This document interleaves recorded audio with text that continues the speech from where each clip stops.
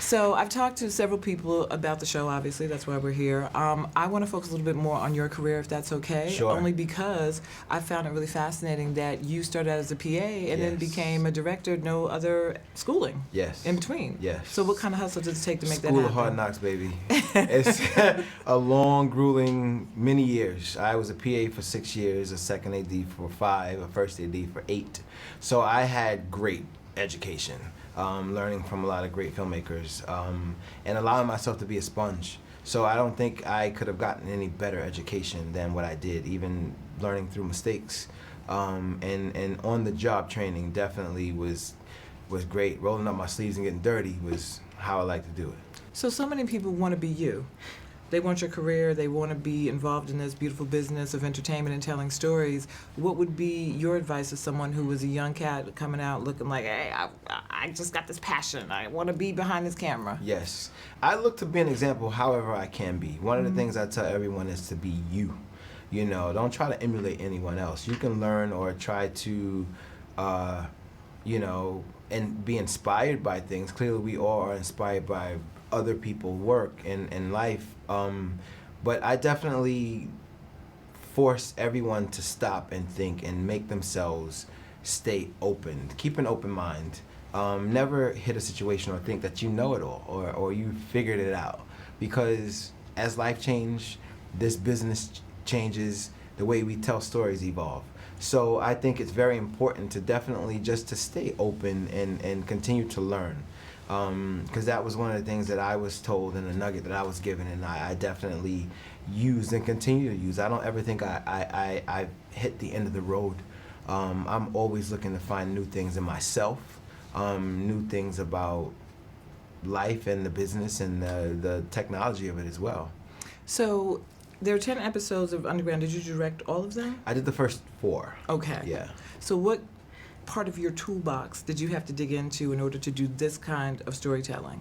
Well, thankfully I've been in this arena before, but one of the things I looked to do from the beginning, because we were looking to definitely present this as an action thriller, I wanted to use this amazing story that Misha and Joe created and have it inspire me in ways that I haven't thought of before. And one, visually, I definitely wanted to give it a different color palette. Since we were looking at tapping into a lens in this world and life and the humanity of these men and women, there was a lot of richness there. There was a lot of hope and color. And I definitely wanted to do it. I think we're so used to seeing this time period in one color palette, you know, very muted and heavy-handed.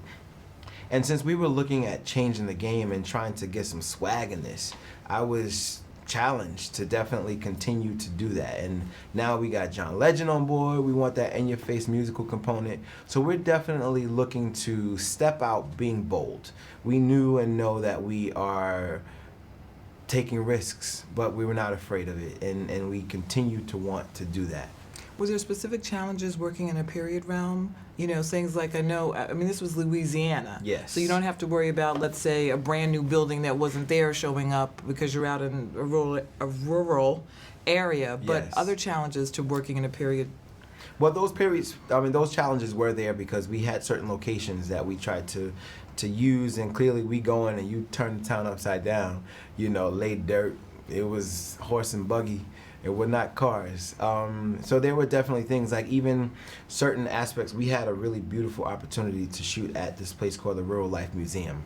That was amazing. It was all these real slave shacks. They kind of recreated a plantation at this museum. And so we had the opportunity. We were the first show they allowed to shoot there. So beyond that, it was right behind LSU because it was part of the campus.